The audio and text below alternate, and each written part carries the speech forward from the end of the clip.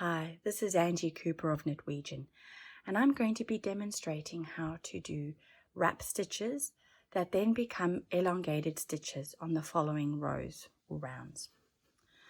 So I'll first demonstrate in the English or throwing style, and then the Continental or picking style.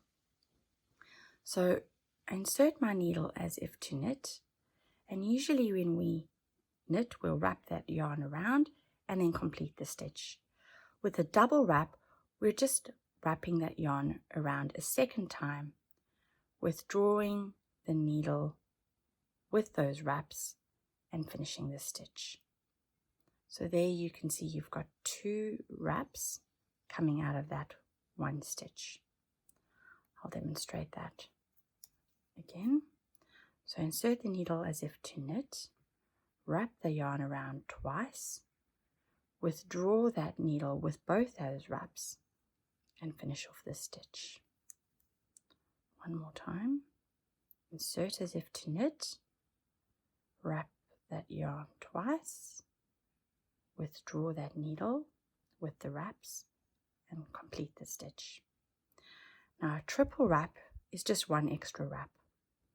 So insert the needle as if to knit, wrap the yarn 3 times, withdraw that needle with all those loops and complete the stitch. And there you can see you've got 3 loops on your needle. I'll demonstrate that again. Insert your needle as if to knit, wrap the yarn around your needle 3 times, pull that through and complete that stitch. Now I'll demonstrate it in the Continental style. It's exactly the same, but you might find it easier if I demonstrate it. So insert the needle as if to knit, wrap the yarn around twice, pull that needle through with both wraps, and there's your wrap stitch. There's your 2 wraps coming out of that one stitch. All right, so let's demonstrate that one more time. Insert as if to knit, wrap that yarn around twice, withdraw the needle with both loops and complete the stitch. Now for a triple wrap, insert the needle as if to knit, wrap that yarn 1, 2, 3 times. Finish off that stitch by withdrawing that needle with all those loops.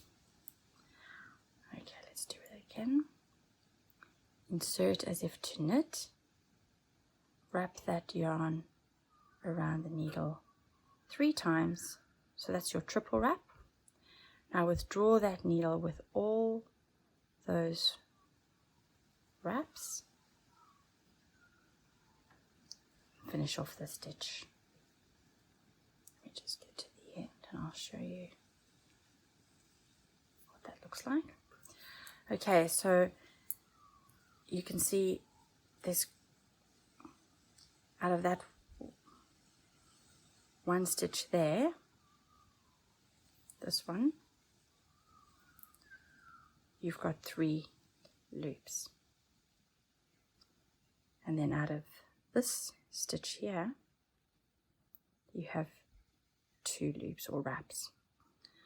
So that's what it would look like now when you finish the wraps. I'll demonstrate what we do with them now to make them an elongated stitch that can then be either left like that depending on the pattern, or used perhaps in a cable or some other stitch. So let me get to those stitches now. And this will be the same whether it's worked in the round or in a row. In a row, you'll be treating the other stitches differently, and depends on where you put your yarn before you slip the stitch. Whereas, and then the round would just be, your yarn would always be in the back, but it will look the same. This is just how to treat this wrapped stitch. So there we have our triple wrap from the previous round. Now all I do is slip the stitch. You only want to catch that first leg. So you see that leg coming out of that stitch there. Just insert your needle there, and you're going to drop those extra wraps. Now that's a really, really long stitch. It's supposed to be like that. You're making your stitch 3 times longer. So there's your single wrapped stitch, and this is 3 times the length. I'll show you where I've used that so that you can see its application in a minute. So I'll get to the next one. There's your stitch. There's that first leg. Slip it through there. You don't want to slip through the wraps, the second and third wraps. Just slip through that first loop with its front leg, and you pull that off. Exactly the same with the double wrap. My yarn's in the back. I'm slipping that stitch, that needle through that front leg. And now that you can see is a, what's happened here? Sorry, I've split that. There we go. So you can see that stitch now as well is not as short, not as long as the triple wrap, but not as small as the single loop. All right, let me just finish the rest of these. And with the Continental, it's the same with slipping. You get that front leg of that first loop, put your needle through there and slip that off. Get the next stitch. So now my yarn's in the back, put my needle through that leg. Now you can see these other ones are actually in front of this, the way it's landed on the needle. It's now in front of that stitch, that part, that loop. But I know that this is the one that I need to slip. You can slip that off and the other ones would come off, but you can see it's actually quite hard to get on there. It sort of wants to run away, but this is really easy. So that's a giveaway as to where you want to insert your needle, and it's the leg that's coming out of that stitch there. These ones are not attached to anything. There you go.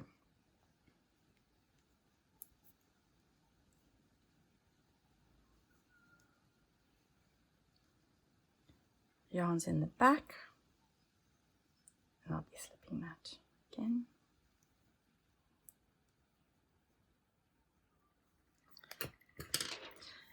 So there you have your elongated stitches. Now normally it wouldn't look like this because it would be part of a larger pattern, but you can see the difference. That's a triple wrap there. It's a very long stitch.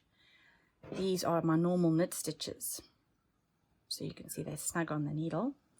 And then this one here would be my double wrap. So not as long as that triple wrap. And that would depend, you would use that depending on what the pattern called for. So I'll just demonstrate where I've used it, and then you can sort of see its application. So this is my next chapter cowl, and before each of these stitches are made as part of the cable, they need to be elongated. So that elongated stitch there, these double wraps, are made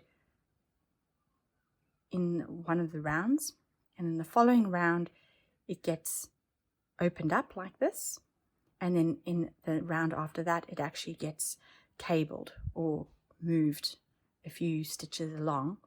And if we didn't have that longer stitch, we just wouldn't have the ability to pull these elongated stitches along to make that pretty stripe, well, you call them stripes, I suppose, those pretty patterns.